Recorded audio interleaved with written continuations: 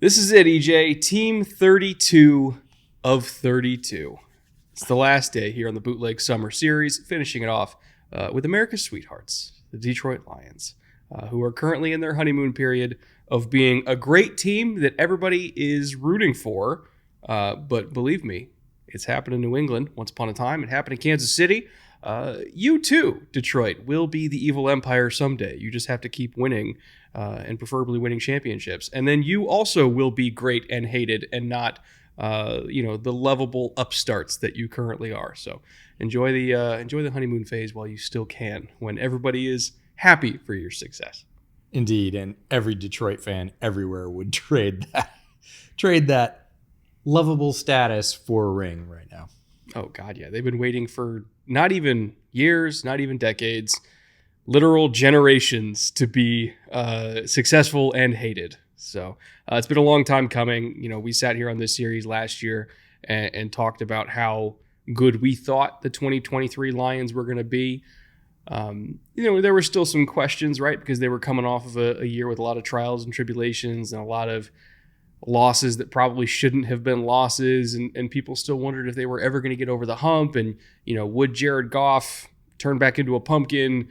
Could this pass rush other than Aiden Hutchinson get anything going? Could this offensive line be dominant? How would Jahmyr Gibbs fare in his rookie season when everybody thought that they had bigger needs than a running back, when they took a running back super high and they invested a high pick in a nickel and a linebacker, and everybody's like, oh my God, how are they building this team? This is so weird. And then all of a sudden, they went 12-5, kind of like we thought they would. I mean, they hit the upper end of the ceiling that we thought they would, but they hit that ceiling. And the formula that they built this team with, that everybody questioned, ended up being pretty darn sound. They nailed it. They hit all the green lights. We talk about threading the needle all the time. Brad Holmes, Dan Campbell have done an amazing job since taking over in Detroit. I think all Detroit fans would agree. Every time they've had a choice, they've seemingly made it correctly, which is incredibly rare in the NFL. And yeah, there have been a few missteps, but they haven't really hurt them. They are on the path that I think every new coach lays out at the initial press conference. We're going to play hard. We're going to be strong, tough, disciplined, not make many mistakes. And we're going to bring, championships to the city of insert X here. They're damn close. Well, they've actually stuck to the philosophy that they laid out, right? In terms of toughness and aggression and grit and yada, yada, yada, and all the coachisms. Like, the Lions actually do play like that. They do play hard. They do have just this incredible kind of mental fortitude that when things don't go their way, they always bounce back. Let's say a tackle gets called as an ineligible receiver when everybody knows they reported, they bounce back the next week. Just shit happens to the Lions constantly. But the fact that they still went out there and won 12 games and made an NFC championship run, I love how resilient this team is, and I think it reflects the character of their coach, and it's the character he laid out in his opening press conference, and he stuck to it. So, as much as I hope for the Bears to rise to the top of this division, well, I don't want to go too far with it, but at least I'll say this: they're not the Packers. So if somebody's going to win 12 games and be at the top, I'm at least happy it's Detroit. They're a worthy opponent, and it makes for good games. And as fans of football, we want to see good games. We want to see players play at the top level. We want to see promise realized from all those draft picks. And Detroit is doing that as well as anybody in the NFL right now. And, I want to see Chicago win a lot of games. Absolutely. But do I want to see them doing that, stepping over cupcakes? It would be okay, but it would certainly feel hollow. If they win the NFC North now, they're going to have to earn it, because Detroit is not going to give up their grasp easily. They might even be the best team in the NFC. So today, we're going to go through everything that happened last year, the weirdness, the oddities, the successes, the failures.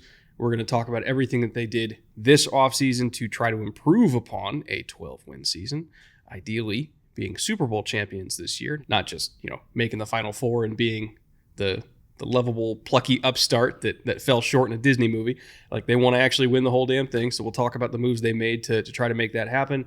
Long show today, but a great show. And I couldn't think of a better team to finish this series off on. So, Jay, Autumn, Anthony, roll the intro.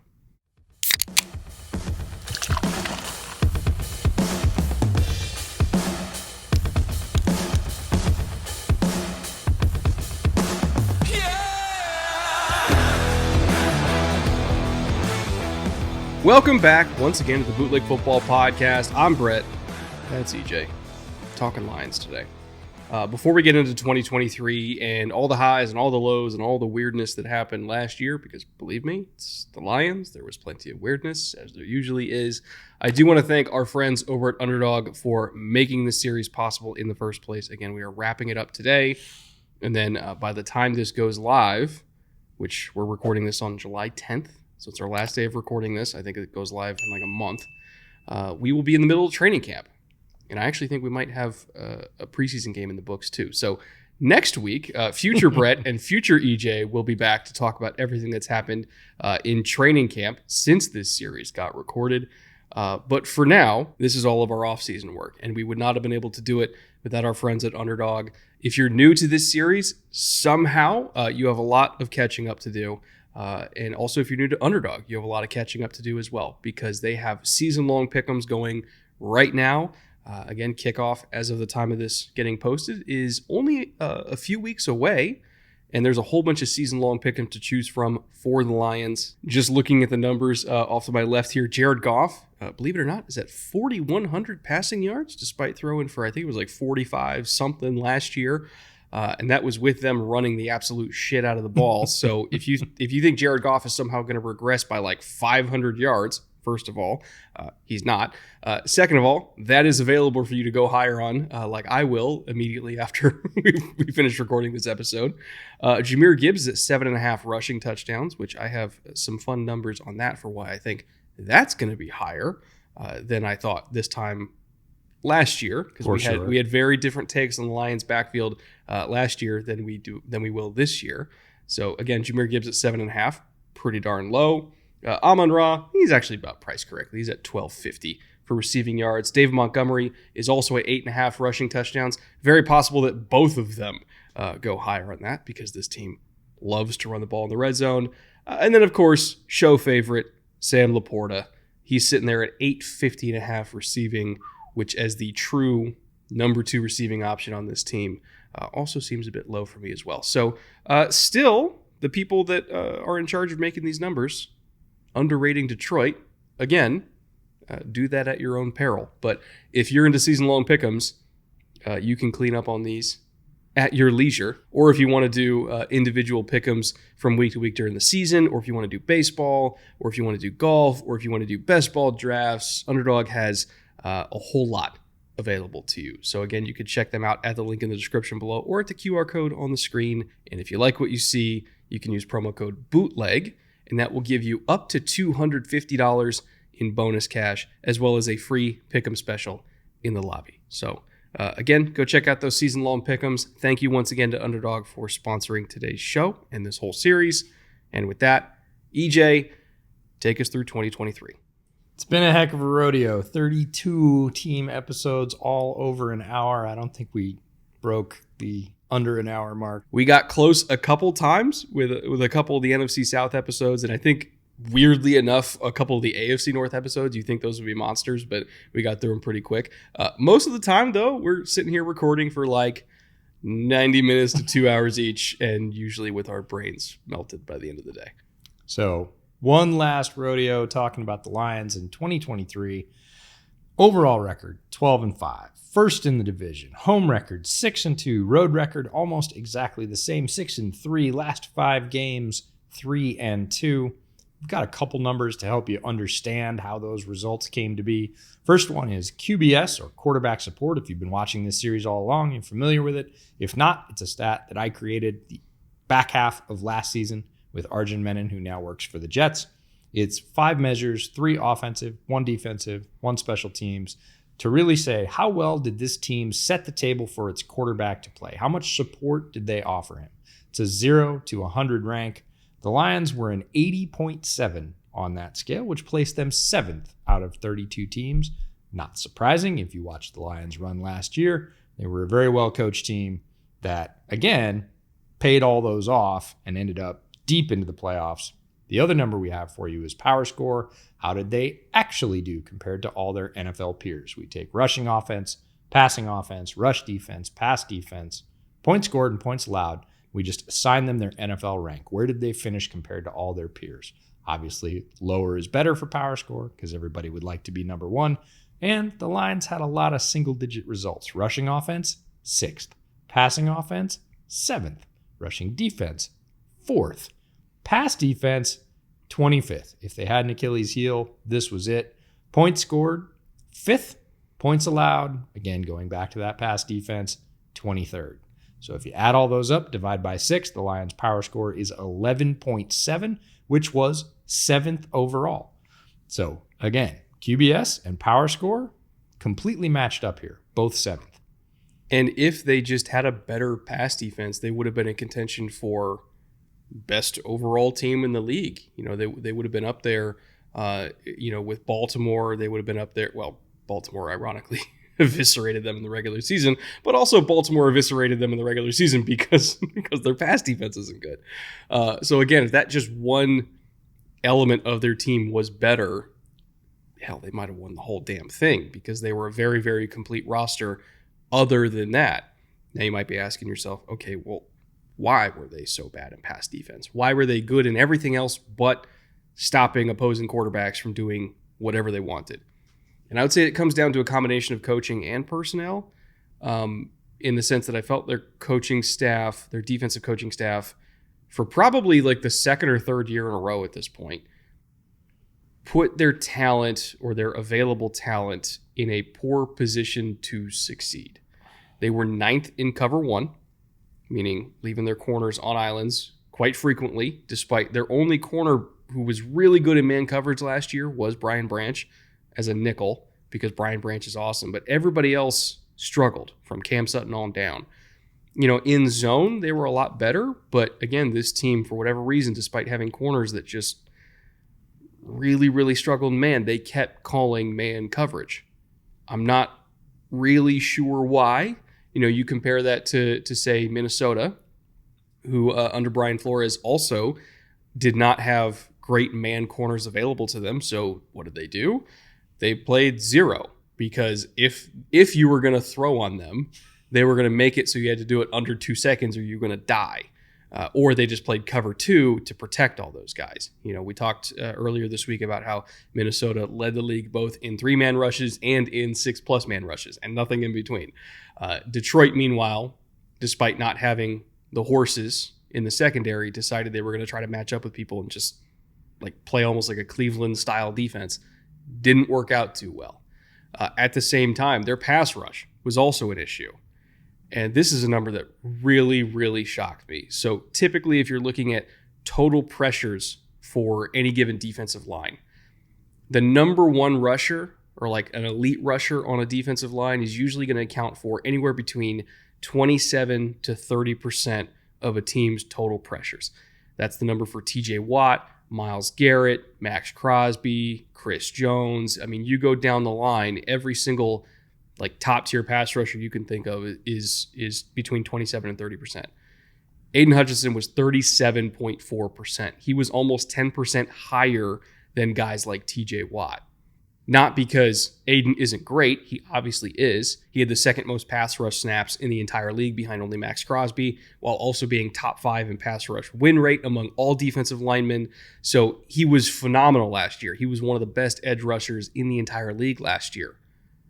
But he was the only one on the team, other than sort of kind of Aleem McNeil, that was getting it done. So his share of total pressures on his team was abnormally large, like comically large compared to a lot of other elite rushers in the NFL. He just didn't have help.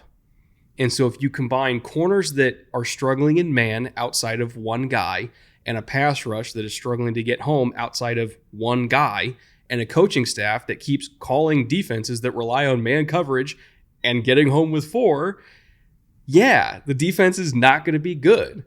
They stopped the run really well, but once teams figured out they could just throw on them because they couldn't rush and they couldn't cover, I mean, shit, yeah. Like, of course they're going to struggle. So I think it's a combination of everything. And I also think that their talent deficiencies, if nothing else, telegraphed what they were going to do in the draft. Like, we thought they were going to go corner early, and they went corner early twice because they kind of had to. So we knew going into the draft why their defense sucked. And I'm not ready to say they're going to do a huge jump this year, but I at least respect that they tried to fix it. They understand. Like every team we talk about in this series, Detroit had boxes they needed to check. Mm-hmm. They have issues they needed to fix, and they took actions that they think will fix them. Detroit's superpower that covered up a lot of those deficiencies in the defense was Ben Johnson's offense. Oh, yeah. They scored points at will. So even if they were giving them up at a very high rate, they weren't afraid to just come right back out on the field and start punching again because they knew they could get another 7. And often they did, more often than their opponents, quite often, which is why they ended up with a positive record, double-digit wins, and deep into the playoffs, is because Ben Johnson, who at this point last year when we were talking about him, we knew he was going to be back at that point, but we were surprised by that fact. We really thought he was going to be moving on to be a head coach, and we thought that's a huge boon to have him coming back, not to lose him for continuity's sake, for Jared Goff's sake, for the offense's sake, and all that played out as we expected. Ben Johnson operated this offense at an extremely high level for the second straight year. I think the thing that impresses me the most about this offense is the fact that they can win in multiple ways, right? We all know they have a great offensive line. Inarguably a top 3 offensive line in the NFL. And I think when we think of the Lions, we think of, okay, dominant run game, which is true, right? They had the 5th highest run percentage in the NFL. Like, they ran the ball more than all but 4 teams. You know, they had the 3rd best yards before contact per attempt, so they were getting a lot of vertical displacement. They were a dominant outside zone team. They called more outside zone than all but 4 other teams. They were 11th in terms of carries against 8+ man boxes, and it didn't matter. Like, this was a dominant run team. But then when they ran up against a dominant run defense, and I know Lions fans remember this game, EJ and I highlighted it at the time, but I want to bring it up again. Week 6 against Tampa, their leading rusher in that game was Craig Reynolds with 10 carries for 15 yards. As a team, they were averaging 1.8 yards per carry. This dominant run game couldn't get shit. And the fact that they could then turn to Jared Goff and just convert and convert and convert. I'm talking 3rd and 7, 3rd and 9, 3rd and 11. Just hitting Amon-Ra on these. I mean, some of these balls I can't believe were even completed, but they were so perfectly placed and safely. Like, he wasn't getting Amon-Ra killed. He was throwing him into contact, but not in a way of, like, you know, Peyton Manning getting Austin Collie like completely butchered. You know, he was protecting his guys, but he was throwing darts into a defense that was in full-on hunt mode, and they couldn't run the ball. It was all on Jared Goff to move the ball. I can't remember how many passes he completed in a row in that game, but it was 20-something. And he was just completely on fire. And I think the fact that they can win both ways, they can run the ball on most teams at will, but if they really need their quarterback to sit back there and just be a field general and move the ball, he can do that. And, you know, he did it with, some metrics that didn't seem super impressive on the surface, but when you combine them all together, they are pretty impressive. So he was 29th in terms of average depth of target at only 7.5. This was not a team that really stretched the field that much. And maybe that's a product of them not really getting Jameson Williams as involved as they've wanted to so far. But at the same time, these are the 2 numbers that work together that I thought were really interesting and also kind of highlight how good Goff has been. So they were 9th in terms of play action percentage at 29%, while also being the 4th lowest average time to throw at 2.59. Usually those numbers don't go together because play action shots, or really just play action passes in general, take longer to execute. So heavy play action teams typically have longer average time to throw. But Jared Goff is so quick on the trigger that even though they call a lot of play action, his average time to throw on non-play action is so crazy low that it brought the overall average down to being, top 4 in the league. So what does that say? He is decisive. He is accurate. He is cool, calm, collected. And if you're not getting pressure on him, which it's hard to do with that offensive line, there's not a whole lot you can do about it. He's going to dice you up. He's going to work with Amon-Ra and Laporta and Gibbs and occasionally, sometimes, Jameson Williams. Like, if Jared Goff is protected, you're fucked. It just is what it is at this point. And then you throw in the dominant run game on top of that. That's why this offense worked, because they could beat you in more than just one way. Multiple, versatile, effective. Goff is a player right now that's operating at such a high level because of his familiarity with the offense, with Ben Johnson, his own confidence within it, his experience, his pre-snap reads so much better than they were earlier on in his career. He's just dealing. He is dialed right now, and it makes it very difficult to get him off stride, off time, off target. And if you can't do that, yeah, we saw what happened. He's going to score a ton of points all the time. He's going to put a ton of pressure on your offense to try and keep up. And that saved their defense a little bit last year because, again, their defense couldn't do it on their own in terms of the pass defense portion. If their pass defense comes up and there's no reason to believe that this offensive output won't continue, look out.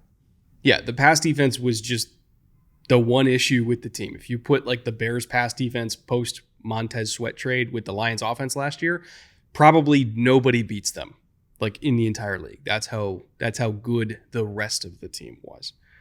In terms of who built that rest of the team, by the way, we should take a moment to talk about this front office and coaching staff because once again, I mean, we praise them every year, but once again, we just have to take the time to acknowledge Brad Holmes and his scouting staff and, you know, pretty much everybody in that building who has built a true juggernaut of a roster over the course of, you know, the last 2 to 3 years.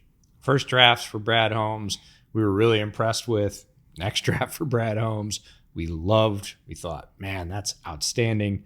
Last year, had our questions. We said, not sure about the order. We like the players. Not sure about the positions they prioritize, but so far it's working. Then last season happened. At this point, you're getting a pass, Brad. Like, we might disagree with the choice, but based on your track record, you're crushing it. Absolutely crushing it. Built a tremendous team that for the longest time was a laughingstock. Detroit fans know that. Laughingstock no more. NFC Championship game, could have won that game. I think the handshake between Campbell and Holmes is so important. They came in together. They fully understand what each other are looking for and what they need to do to support each other to make that work. And it is working, and everybody is buying in. So tremendous power structure at the top in Detroit. The coordinator is the assistant head coach, and running back coach is Scotty Montgomery. Offensive coordinator is Ben Johnson. We've talked quite a bit about him. Defensive coordinator, Aaron Glenn. He's going to have to change it up a little bit. We've talked about the deficiencies in his defense last year. He's got some new raw materials this year. He's going to have to mold them into at least a decent pass defense. Special teams coordinator is Dave Phipp. Notable coaches on offense. Hank Fraley, the offensive line coach. 6th season with the Lions, 4th as the offensive line coach. So all the praise we're heaping on this Detroit Lions offensive line, which it deserves, every bit of it. One of the strongest, most powerful, young offensive lines that we said even 3 years ago. They're building the line, and whoever they get at quarterback, when we were still not sold on Jared Goff, he's going to come into a really good situation, and he's going to have this wall in front of him of protectors that they've invested in. Turns out Jared Goff is the guy. They weren't kidding when they traded for him and said, nope, Jared's going to be our quarterback. We all went, yeah, right, whatever. Nope, he's operating at a very high level, but one of the reasons he's allowed to or able to is this young offensive line, and Hank Fraley's been the guy molding that offensive line. Mark Brunell's the quarterback coach behind some of Jared Goff's very high-level play, of course, was a quarterback in the league himself for 19 years. He played forever. Yep. Very talented in his heyday, too, by the way. Very talented, and a Washington Husky. That's right. He did go to UW. Yep, he's a UW guy. All right. Well, we didn't do any Bears references, but we did get a UW reference in. So again, if you're counting at home, if we can't mention animals, the Lions episode is over. Antoine Randall is the wide receivers coach. He's helped shape Amon-Ra St. Brown into one of the game's top reception threats. And JT Barrett is the assistant quarterbacks coach. So former Ohio State quarterback, if you recognize the name. In his second year with the Lions last year, he was just an offensive assistant. This year, he's an assistant QB coach under Mark Brunell. On the defense and special teams side, we've got Deshae Townsend, who is the defensive pass game coordinator and DB coach, long-time NFL cornerback, leading all the defensive pass game coordination, and coaching the DBs. That's a handy marriage in terms of coaching. And Terrell Williams is the other half of that duo, the defensive run game coordinator. So they're the ones combining. Again, Terrell Williams got a unit that worked very well against the run last year, needs to continue that. We'll see how the pass rush and coverage marries up, and the draft is going to play a big part in that. Well, he's got DJ Reader to work with this year, so shut up. Already a top 5 run defense. Shut up. Probably going to be even better because DJ Reader is an animal. Dude, he was the addition. He was the one addition. I know we're going to move into that section in just a little bit and talk about offseason additions, but he was the one guy that, look, when free agency starts and it's a wild couple of days and we're texting back and forth and, oh, can you believe blank? And you see DJ Reader to Detroit, and I was like, damn it. I was like, please no. Love DJ Reader. I think he's a great player. Do not want to play against him twice a year. It was just like, come on. So you're going to have Hutch, you're going to have Aleem, you're going to have DJ right next to each other. Of course, Jack Campbell on the second level, who we had monster grades on at linebacker. You're not making me feel any better. They have a lot of good linebackers. Also, DJ, as a nose tackle, people don't realize this, but as a nose tackle, the last time he was healthy for a full season ended up as one of the top, I guess you call it pressure getters among all interior defensive linemen, as well as in terms of pass rush win rate. He was like top 15 in the NFL among all interior defensive linemen in those categories as a nose tackle. So that's going to suck to play against, to put it bluntly. It's going to really, really suck. Do not love it. Yeah. See, they are building towards being not ass as a pass defense. It's just taking a little while. Now, given everything that we've talked about so far, we will get back on the DJ Reader talk in a little bit. But given everything else, the coaching staff, the scheme, the little bit of personnel that we've introduced you to, this is the part of the show where we want to talk about the underdog top 3. For those of you that play fantasy football, which should be like 90% of you watching this. If you're not familiar with this segment, this is where we try to identify the values for every single team. That's why Amon-Ra, Mater Dei alum, there's my Mater Dei reference, drink at home if you're counting. Amon-Ra does not count because he's not a value. He's like wide receiver 5. So you're not getting any discounts. But there are other discounts to be had. Starting with, oddly enough, Jared Goff. He's going as QB 16. Wrong. Last year, he was QB 7. I would love somebody at home to explain to me how the reigning top 8 fantasy quarterback, and to be honest, top 8 real quarterback too, if you're just looking at how he played last year, why is that going QB 16? I truly do not know. I have 0 answers for that. My only answer for that is you at home, draft him. It's just easy. Like, draft him. That's stealing. You're going to get, 4,400 plus yards, a boatload of touchdowns, and maybe people are expecting them to run a lot more in the low red zone, which they already ran a lot in the low red zone because they're the Lions. But this is a great offense with a returning coordinator and returning weapons and returning offensive line and ideally a better defense that's going to give them better field position on average. What are we doing here? I don't know. I don't get it. This is one of the easiest ones of this entire series of just, draft Jared Goff. It's one of the highest slices of value, right? Easily. The biggest difference between what we think is going to happen and where they're currently being drafted. Now, again, we're recording this on July 10th. If you're watching this later into August, maybe the world's come to their senses and the ADPs have equalized, but I'm betting you're still going to get some value out of it. And then Jameson Williams, EJ's own darling, Jameson Williams, going as wide receiver 48. Which I got to say is fairly reasonable given how he has actually performed as a Lion. Now, he's not performed up to his potential at all. And as you said, I'm a ride or die Jameson Williams guy. I will just keep waiting for that eventual breakout and hope it comes. Honestly, with how he's performed, I think wide receiver 48 is pretty accurate. With how he could perform, hey, look, if you want to take a flyer, I'm not going to stop you. And that's what it is. It is a flyer, right? Because the reality of the situation is he is at best number 3 in the pecking order, probably number 4 behind Amon-Ra, Laporta, Gibbs as a receiving weapon, and then Jameson Williams. The thing is, in the receiving core that the Lions have right now, if there was any position that's just like not deep on the roster, it's receiver. There's not a whole lot of competition, and there's definitely not competition for his particular role as the quote-unquote deep shot guy. Now, we talked about how this team, their average depth of target was 29th in the NFL. They didn't take a lot of deep shots, but it doesn't mean that they won't take a lot of deep shots this coming season, especially as a play-action heavy team.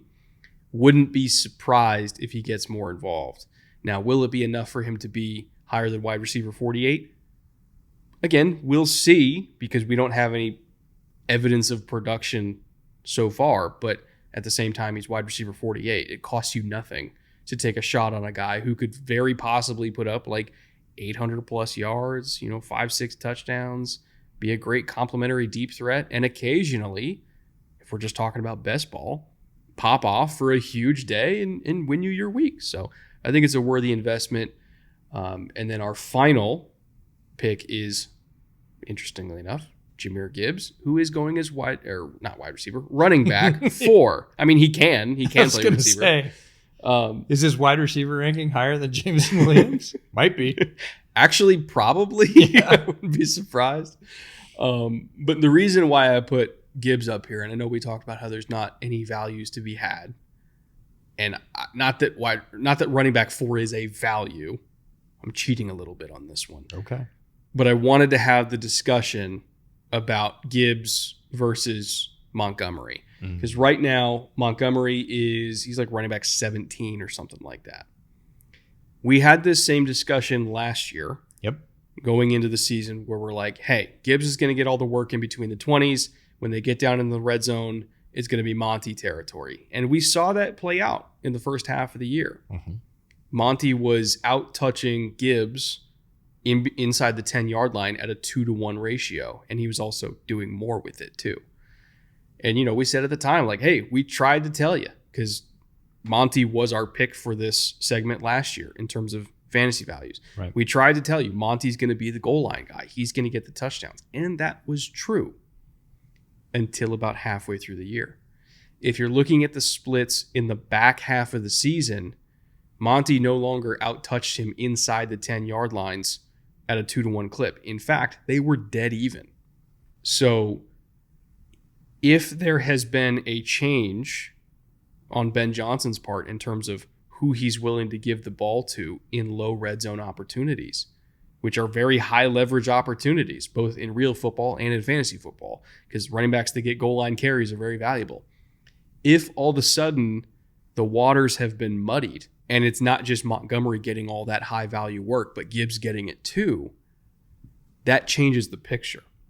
Now all of a sudden running back 4 is very appropriate, because he's going to get receiving work. He's going to get a lot of the work in between the 20s.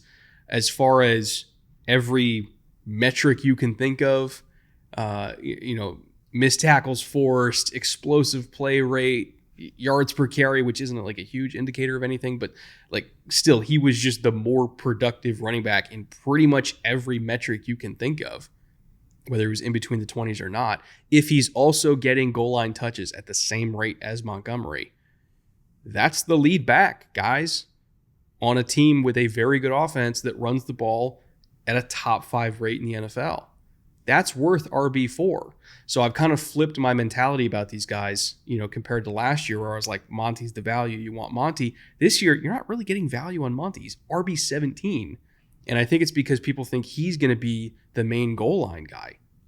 I'm not so sure about that. So if you're trying to choose between the two of them at their current values, truly, I'm on Gibbs at RB4 over Monty at RB17, which is not what I expected compared to this time last year. Well, it's the difference between a rookie coming into the league with some expectations and no experience, and then having a full year of experience where he was very well used. He was used a lot. He was used in a lot of different ways, and he was very effective, as you mentioned. And you started to see that growth. Running backs typically hit earlier than most other positions on the football field. They certainly hit earlier than tight ends, sometimes earlier than wide receivers, definitely earlier than most rookie quarterbacks do. And you saw it with Gibbs. Like we hoped it would happen, and it happened. So now you have to adjust your expectations and say, all right, fine. I would rather pay top dollar at 4 because I'm getting pretty much everything, including the goal line touches, than trying to snipe somebody at 17 and hoping they get what we thought they had at the beginning of last year, despite what was demonstrated down the stretch. I think overall, if you're just trying to draft good players that are going to put up points from week to week, it's hard to go wrong with anybody from Detroit. I don't think anybody is overvalued, and maybe that's the important takeaway here is, are you getting crazy value on anybody other than Jared Goff? No. But at least everybody else on this offense is worth the price. So I still feel good about drafting this entire offense. Like if I was going to build a Lions stack, this is one of the safest stacks in the NFL. It's an incredibly productive offense, just top to bottom, with Ben Johnson, Jared Goff, all the points, all the yards. There's volume here, and it's going to get spread around, and there's enough to go around. Of course, now that I've talked them all up for this long, something is going to go horribly wrong, but it's the price you pay for Brett Coleman speaking positively about you, is something going horribly wrong. Again, we are recording this in early July, so it's possible some of these ADPs have changed since we recorded this. I encourage you guys to go check out Underdog Fantasy to see what the ADPs are now, because maybe these conversations will have significantly changed since today. But with all that being said, I do want to move on to free agency. Enough with 2023. Let's get to 2024. And let's talk about all the ways that this team has tried to improve on their very, very frustrating weaknesses that kept them out of the Super Bowl. First section we'll go through is losses, folks that were with the team last year. And as all successful teams face this decision, when you have a lot of success and you are trying to sign successful players back to your team, you're going to pay a premium and you're going to have to make decisions, tough ones, about who to let go. So we'll put all the names on the screen of everybody that moved on, but we'll try and highlight some of the bigger ones. Charles Harris was brought in as a free agent edge. They hoped he would hit. He didn't. Jerry Jacobs spent a bunch of last year hurt. One of the reasons he didn't perform at the top level, he's had hip surgery since. Says he feels great, but he did play 67% of the snaps for these Lions last year. Tracy Walker, the safety, 49% of the snaps. Josh Reynolds, who had a big year at wide receiver, is now a Bronco. He played 70% of the snaps for the Lions last year. Benito Jones, interior defensive lineman, one of my favorites coming out in the draft. Run stopper extraordinaire. He is now with the Dolphins. You were a Benito Jones guy? I loved Benito Jones. Really? Yep. I didn't see it. Again, I was wrong. He's played for a long time. He's 27 now, but I didn't see it. For what he does, which is what he did, I was like, yep, he can do that one thing. Not a guy I want to drafted very highly, because that is a skill set you can get down in the 4th, 5th, 6th round. But absolutely, I was like, you need interior run help. Go get Benito Jones. Chauncey Gardner-Johnson, the safety, also moves on. He's with the Eagles. Julian Okwara, the edge, is also with the Eagles. Jonah Jackson, this is the one I want to highlight. Was a huge Jonah Jackson guy when he's coming out of Ohio State. Thought he was going to be very good. He turned out to be even better than I thought he was going to be. Was a strong part of this young, powerful Lions offensive line. He is now with the Rams. He played 67% of the snaps last year. Cam Sutton, who you mentioned earlier, is with the Steelers. So lots of losses. The only one that really sort of irked me was Jonah Jackson. And again, the guard market exploded in the offseason. You had to make choices. Lions chose to put their money somewhere else, not necessarily because they didn't like Jonah Jackson as a player. I think they did. They just had to choose where to put their dollars, and they didn't choose to put them there. And they had other options, thankfully, that were cheaper, and they trusted themselves to draft another one, which the one they did draft this year, we like a whole lot. They got him on day 3. So I think they were, not that guard is a replaceable position. It's really not, because when you're bad at guard, you feel it. But if there's one team that felt like they could afford to lose Jonah Jackson, this is one of the only ones that probably could. As far as who they did retain, they handed out big money to a lot of their core pieces. So Amon-Ra St. Brown, again, modern day alum, shout out, let's go. $30 million a year, near but not quite at the top of the receiver market. Still a very, very, very rich man. Donovan Peoples-Jones, he's back at $1.3 million. Graham Glasgow is back at about $6.7 million. Jared Goff is back at $53 million. And if you're looking at the structure of his contract, not a team-friendly deal. Like this is not the same kind of deal that, say, Patrick Mahomes did, or Jalen Hurts did, or some of these other, top-paid quarterbacks where it's super flexible and, maybe doesn't hit for a long time. Like, nope. I tried to find how this deal is team-friendly. It ain't. It's very player-friendly, but also Jared Goff earned it. Like, he earned that money. They wanted to reward him, even if it's not the most flexible contract for the team. They wanted to show that, hey, if you come here and play well, we're going to pay you, and we're going to figure out the rest.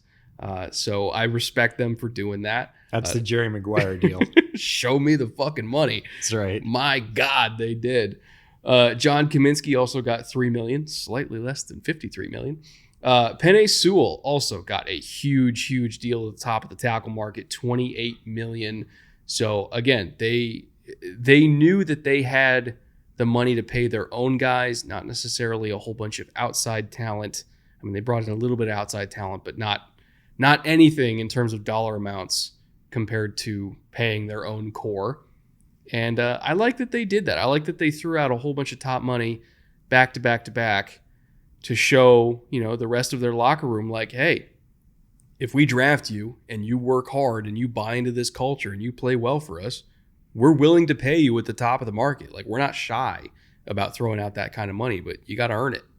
Yeah, we believe, and again, demonstrated ability is going to get dollars.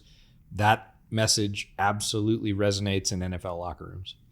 In terms of outside additions, the aforementioned DJ Reader, they brought him in at $11 million. And Reader would have gotten more than $11 million if he wasn't coming off a torn quad, which is a horrible injury, by the way. That's a very, very painful injury, but also not the first time DJ Reader's torn his quad. He actually tore the other one a few years ago and then promptly came back the next year and helped lead the Bengals to a Super Bowl. So he's familiar with the rehab process. He's comfortable with the rehab process. He says he's going to be there in week 1. And if you're getting even 90% of DJ Reader, even 80% of DJ Reader, at $11 million a year, that's a very, very good deal for them. Carlton Davis, we talked about the issues they had at corner.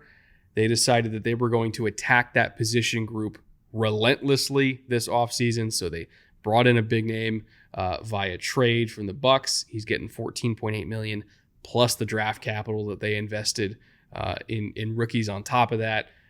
They're going all in on the secondary. Also brought in Amik Robertson at about $4.6 million. Kevin Zeitler, they brought in at a much cheaper deal than Jonah Jackson got. He's got $6 million. And then Marcus Davenport, we mentioned how they had issues generating pass rush outside of Hutchinson and Aleem McNeil. Well, they attacked that position group as well with a fairly economical contract at about $6.5 million. So again, they did spend on outside talent, but spent the majority of their money on retaining the core. And the guys that they did bring in terms of third-party additions were highly targeted to address their needs. Sometimes you see players added in free agency and you think immediately, oh man, that is such a fit. Sometimes it's physical skill. Sometimes it's the system they played in. Sometimes it's just mentality. And when I saw Amik Robertson going to play for Dan Campbell, he's such a Dan Campbell corner. There is a dog to go play on Dan Campbell's team. Like, they probably met once for like 5 minutes. We're hyping each other up about 3 minutes or in. just had a stare down. I don't know. It could have been either way. And Dan was like, that's it. Sign him. I want him. Go get him. Like, such a fit. It'll be really interesting to see where he ends up playing within the secondary, but just in terms of how he plays the game, dead solid perfect. That brings us to the draft, right? They did a lot in March to prepare themselves for the draft to try to eliminate as many obvious needs as they could. And even though, again, they did do work at corner in March, they decided, we're just going to kill this thing with fire. Like, we're going to make sure that no matter what, we have a capable secondary. We're not going to change how we call the defense. Like, we're still going to call man coverage. We're just going to make sure we could do it a little bit more competently this year. Absolutely, the shotgun approach. They start off with their first-round pick. They get Terrion Arnold, the extremely talented corner out of Alabama. I thought the more talented of the two corners coming out of Alabama this year. Great story. Stacey Dales at the Combine did a great piece with Terrion talking about his story and how he came up as a player. Tremendously talented on the field. Extremely lithe, coordinated, can play the edge, will hit in the run game, but can mirror any receiver right now. Believe he'll start for sure. Ennis Rakestraw Jr., the corner out of Missouri in the second round. So again, we ain't done yet at 61 overall. Really liked his game. Super aggressive. SEC experienced corner. He's going to find snaps as well. Don't necessarily know that will be as a starter right away, but they don't care. He'll be CB4 at first, but that's just because all of a sudden the room is very populated. Yep. Right? So when they're in nickel, I have to assume Brian Branch is going to be in the slot, and then Arnold and probably Davis are going to be outside. And then let's say they want to go into dime, you bring in either Rakestraw or you want to bring in Amik, like whoever, right? But probably Rakestraw, I think body type wise, he kind of fits that role a little bit better. But again, he's another long, physical press man corner like that. That's what they like. That's what they want. And now they have like 5 of them. Next pick threw me. Brad Holmes and your staff. Kudos to you. I watched the other tackle from British Columbia. I was like, tackle British Columbia. Oh, yeah, Theo Benedict. It's not Theo Benedict? Are you serious? 4th round, 126, Giovanni Manu, the tackle out of British Columbia. Again, I watched his running mate, Theo Benedict. I did not watch Giovanni Manu. So that was, I believe, the earliest player in this year's draft. So congratulations, Brad Holmes. You took the title, which was always Belichick's. Oh, of like first player you didn't watch? First player I didn't watch getting drafted. He's a freak, by the way. Yeah. Like you watch him move and you're like, good God. Like what made that? Because that's like, that is not human. Like that is not of this earth. Yeah. Like how is something that big moving that quick? Hank Fraley's going to have a lot of fun with him. Sione Vaki, the safety out of Utah. Now, they have him listed as a safety. He was a running back safety at Utah and played extremely well at both positions, which is a rarity in top-level college football. He was the ultimate team guy, doing whatever they needed him to do, doing it well. Extremely physical safety, so you would think he's more of a box player. His snaps between snaps in the box and deep third were about even, and he played very well at both spots. They get him in the 4th round at 132.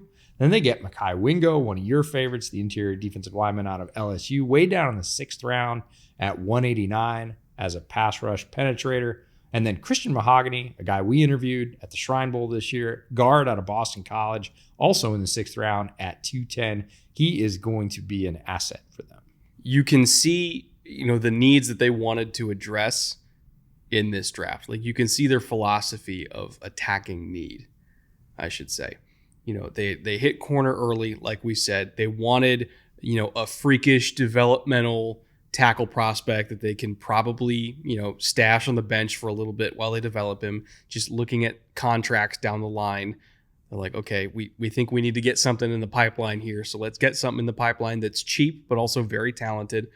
We still need to address special teams considering the new kickoff structure. So let's get a guy who can play pretty much anything on both sides. When looking at the new kickoff structure, he can be a returner, he can be a gunner, he can be a blocker. If we need him to play safety, he'll play safety. We need him to play running back because we lose everybody. He can play running back. He's just a do-it-all dude, which is very Dan Campbell. So, but predominantly he's going to make his presence felt on 4th down and on kickoffs more so than any other down. And then, of course, again, pass rush. They needed more pass rushers. That's what Mekhi Wingo does. He's not going to be on the field on early downs. That is Aleem. That is Reader. he will be a rotational guy on third down because he's super quick, super fluid, great penetrator, all that. And then, of course, finally, we need another interior offensive lineman in the pipeline because we just had to replace a guy. We need some youth that we can develop to eventually take over in the next couple of years and be our next starter at that position. And we love Christian Mahogany a lot, very talented player. So you just kind of saw, all of their needs get attacked aggressively this offseason, it's what GMs should do when they get a championship caliber roster. I think as you get closer and closer to getting a ring, you should move away from just pure BPA and more towards let's patch up our remaining holes and go for this thing. That's exactly what the Lions are doing now. Patch the holes, go for it. This is our window. Damn the rest. It's an interesting shift, and it's a great one for the Lions to be able to take, to be in that position. Where their roster came from 4 years ago to where it is today, to be able to say, no, we're going to go all in on a few positions instead of trying to fill all the holes we have is a tremendous shift, and that's the ultimate credit to Brad Holmes and his staff. Looking at their UDFA haul, not much to write home about. Well, I shouldn't say that. It's more so I just haven't watched about half this list because, again, their scouting staff watches 1,000 guys, and I might hit 250. So it's very possible there's some hidden gems on this list that I just haven't got to.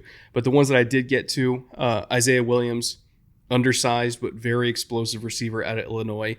Considering this receiver group as presently constituted, he actually has a decent shot, in my opinion, of making the final 53 at worst. He'll be on the practice squad.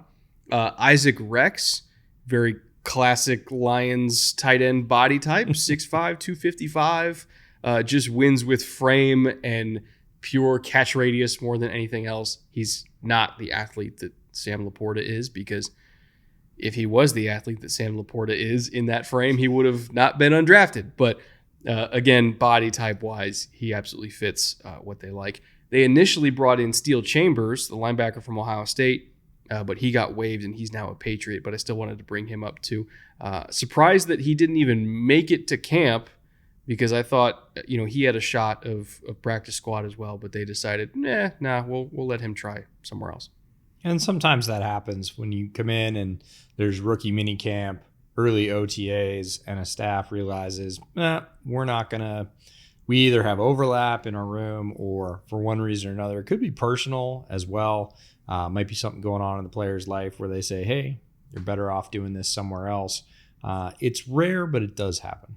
Yeah, there's a million reasons why, any rookie UDFA could end up on a different team before camp even starts. So, wish him well. I thought he was a good player at Ohio State, and we'll see what he does in New England. Now, with all that being said, that does bring us to our final segment, because we've gone through the rookies, we've gone through free agency, we've gone through the scheme, we've gone through, the core that got paid, the front office, the coaching staff. Hopefully, we've painted a pretty good picture of what the Detroit Lions actually are. So, we're going to try to answer two big questions here at the end of the show. The first being, did this team get better? And we answer that with either a thumbs up, a thumbs down, or a thumbs even. I know it's tempting to say thumbs even, because they were already a 12-win team. They were already in the NFC Championship game. Can you really go up from there? Looking at the draft, looking at free agency, looking at the holes that got patched while still retaining their core, I kind of can't do anything but thumbs up. And that's scary because, again, they're a 12-win team. But they didn't get worse, and they didn't stay the same. They got better. I'm also thumbs up. I look at the preliminary needs they had and the primary need they had, which was really, they had to settle corner. And man, did they settle it. Love the Carlton Davis acquisition in free agency. Terrion Arnold, Meek Robertson, Ennis Rakestraw. You can't say that they didn't do everything in their power to hit the thing that hurt them the most last year. Kept their quarterback, still have their offensive coordinator, kept 4/5 of their offensive line, which was very good. Already had a stacked running back room, have a great young tight end, added some interior pass rush in the draft. Like, I don't love saying thumbs up for a division rival that was already winning the division. I can't not do it. They're just that good. There's no other way to say it. They're just that good. And so when looking at ceiling and floor, ceiling and wins and floor and wins, they won 12 last year. I have to bump it up. Like, I have to say their ceiling is 13 because their additions this year, I think, might be worth a whole extra win. I mean, shit, they could have won 13 last year if it wasn't for some interesting shenanigans with eligibility reporting. So I think they could very easily be a 13-win team. If I was buzzed enough, you could talk me into 14, but I'm just going to be quote-unquote conservative and say 13. I think they're going to be in the mix for the NFC Championship once again. I think they'll be in the mix for the Super Bowl. They're at least on the short list for the Super Bowl. And, you know, who knows? Maybe that Week 1 game against the Chiefs last year was a preview of something to come. We'll see. I also have to say 13. I think they could have won it last year. Again, I'm saying they improved their roster from that point to now. Gives them the extra game. My floor is 9. There is no way that this team doesn't go 500 with all the talent that Holmes has assembled, with Dan Campbell, the culture he's established.